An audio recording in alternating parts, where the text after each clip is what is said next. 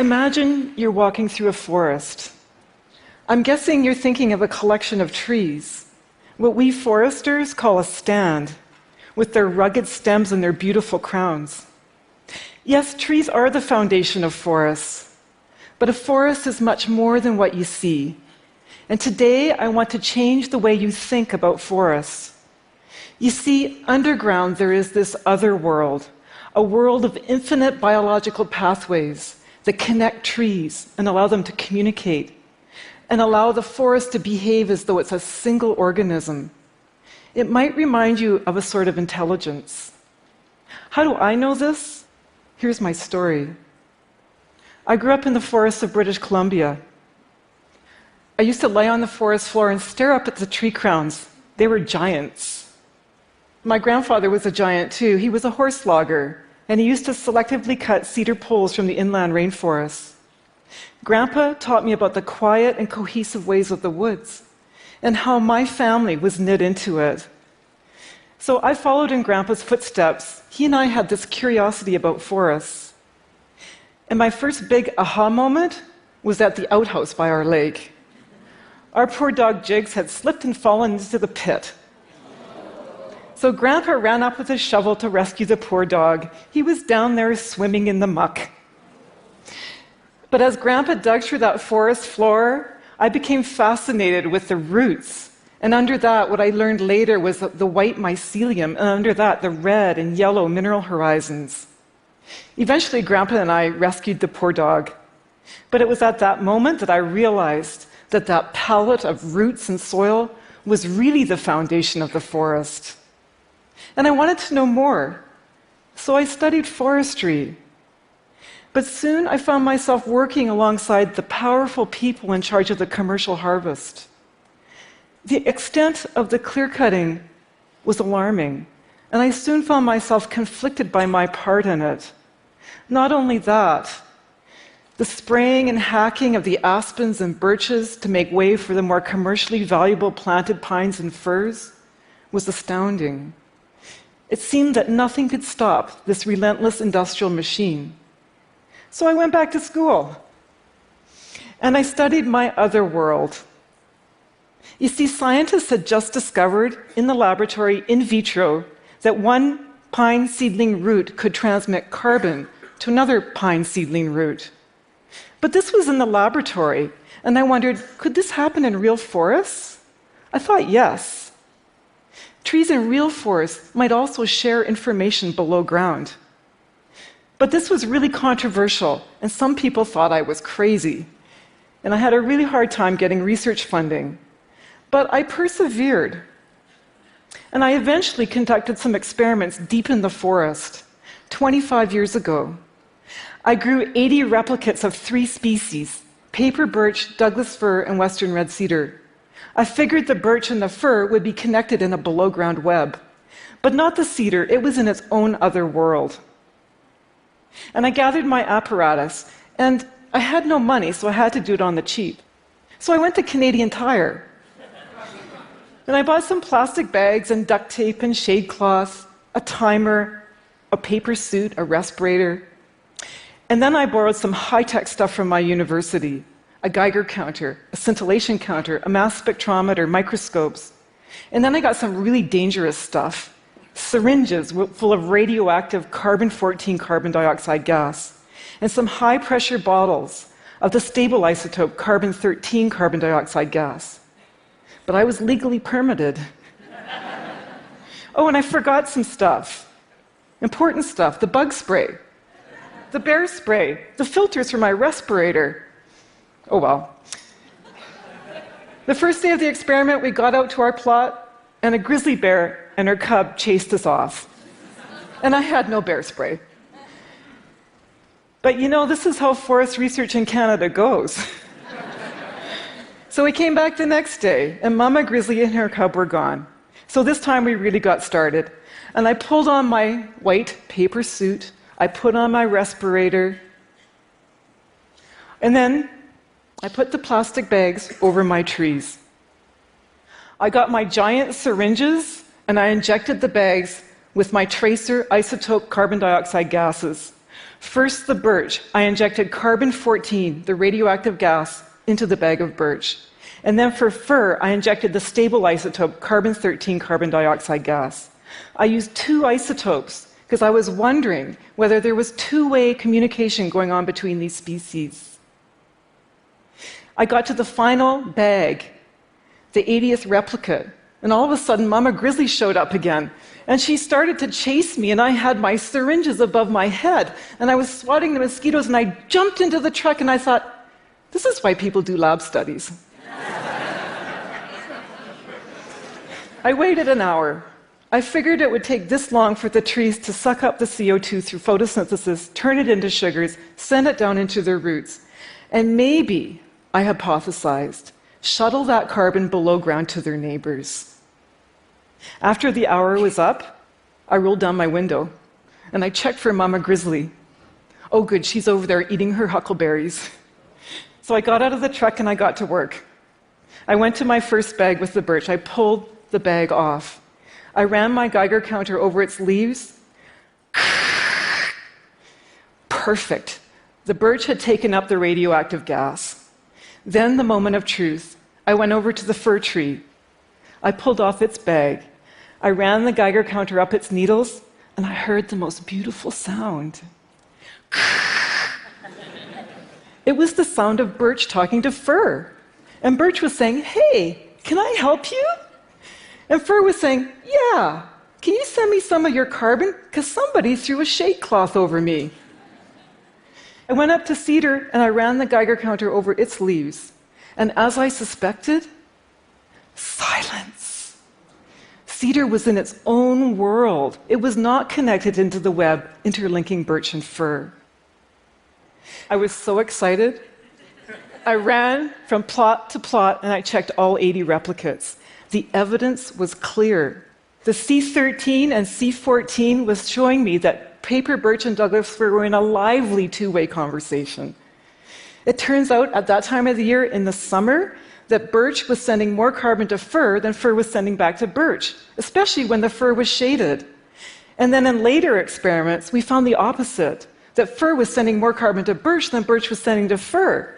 And this was because the fir was still growing while the birch was leafless. So it turns out the two species were interdependent, like yin and yang. And at that moment, everything came into focus for me. I knew I'd found something big.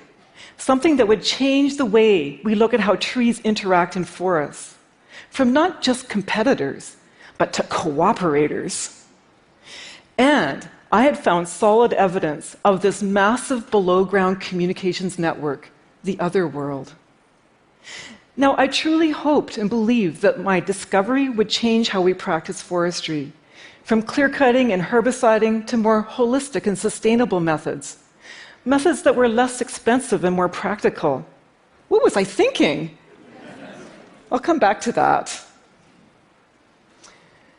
So how do we do science in complex systems like forests? Well, as forest scientists, we have to do our research in the forest, and that's really tough, as I've shown you. And we have to be really good at running from bears. But mostly, we have to persevere in spite of all the stuff stacked against us. And we have to follow our intuition and our experiences and ask really good questions. And then we got to gather our data and then go verify. For me, I've conducted and published hundreds of experiments in the forest.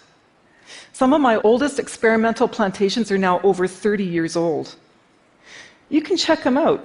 That's how forest science works.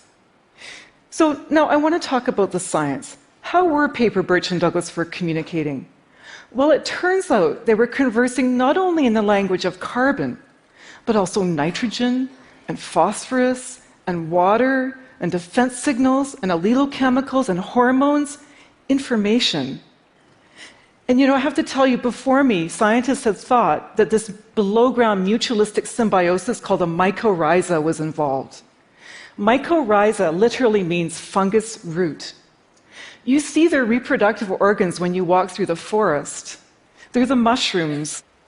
The mushrooms, though, are just the tip of the iceberg, because coming out of those stems are fungal threads that form a mycelium, and that mycelium infects and colonizes the roots of all the trees and plants.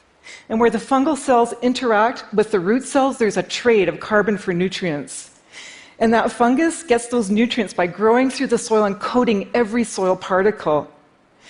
The web is so dense that there can be hundreds of kilometers of mycelium under a single footstep. And not only that, that mycelium connects different individuals in the forest. Individuals not only of the same species, but between species, like birch and fir. And it works kind of like the internet. You see, like all networks, mycorrhizal networks have nodes and links. We made this map by examining the short sequences of DNA of every tree and every fungal individual in a patch of Douglas fir forest. In this picture, the circles represent the Douglas fir, or the nodes, and the lines represent the interlinking fungal highways, or the links. The biggest, darkest nodes are the busiest nodes. We call those hub trees, or more fondly, mother trees, because it turns out that those hub trees nurture their young, the ones growing in the understory. And if you can see those yellow dots, those are the young seedlings that have established within the network of the old mother trees. In a single forest, a mother tree can be connected to hundreds of other trees. And using our isotope tracers, we have found that mother trees will send their excess carbon through the mycorrhizal network to the understory seedlings. And we've associated this with increased seedling survival by 4 times. Now, we know we all favor our own children. And I wondered, could Douglas fir recognize its own kin? Like Mama Grizzly and her cub? So we set about an experiment, and we grew mother trees with kin and stranger seedlings. And it turns out they do recognize their kin. Mother trees colonize their kin with bigger mycorrhizal networks. They send them more carbon below ground. They even reduce their own root competition to make elbow room for their kids. When mother trees are injured or dying, they also send messages, wisdom, onto the next generation of seedlings. So we've used isotope tracing to trace carbon moving from an injured mother tree down her trunk into the mycorrhizal network and into her neighboring seedlings. Not only carbon, but also defense signals. And these 2 compounds have increased the resistance of those seedlings to future stresses. So trees talk. Thank you. Through back and forth conversations, they increase the resilience of the whole community. It probably reminds you of our own social communities and our families. Well, at least some families. So let's come back to the initial point. Forests aren't simply collections of trees. They're complex systems with hubs and networks that overlap and connect trees and allow them to communicate. And they provide avenues for feedbacks and adaptation. And this makes the forest resilient. That's because there are many hub trees and many overlapping networks. But they're also vulnerable. Vulnerable not only to natural disturbances, like bark beetles that preferentially attack big old trees, but high-grade logging and clear-cut logging. You see, you can take out 1 or 2 hub trees, but there comes a tipping point. Because hub trees are not unlike rivets in an airplane. You can take out 1 or 2 and the plane still flies. But you take out 1 too many, or maybe that one holding on the wings, and the whole system collapses. So now how are you thinking about forests? Differently? Yes. Cool. I'm glad. So, remember, I said earlier that I hoped that my research, my discoveries, would change the way we practice forestry.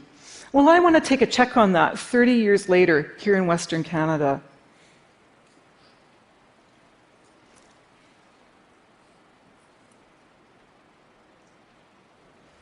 This is about 100 kilometers to the west of us, just on the border of Banff National Park.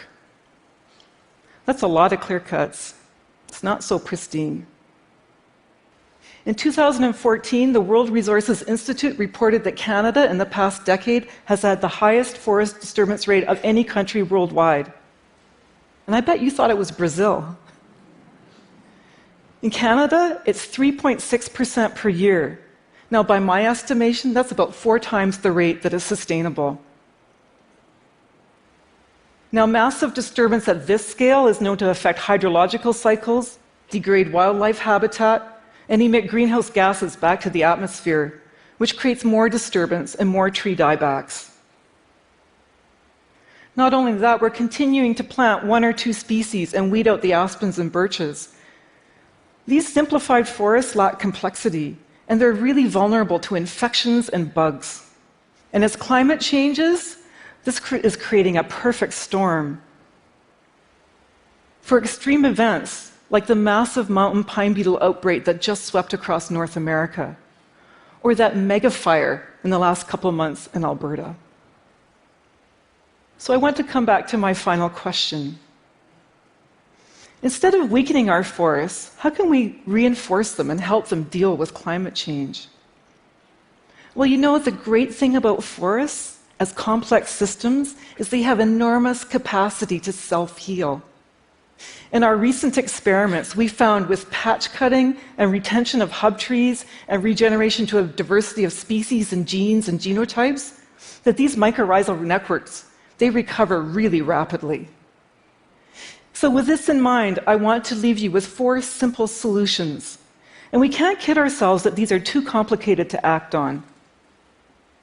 First, we all need to get out in the forest. We need to reestablish local involvement in our own forests. You see, most of our forests now are managed using a one-size-fits-all approach. But good forest stewardship requires knowledge of local conditions. Second, we need to save our old-growth forests.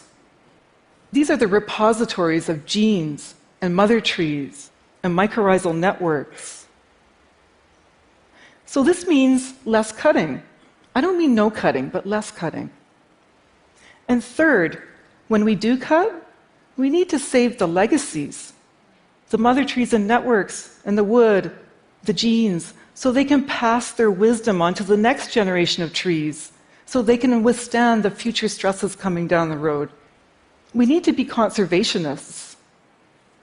And finally, fourthly and finally, we need to regenerate our forests with a diversity of species and genotypes and structures by planting and allowing natural regeneration.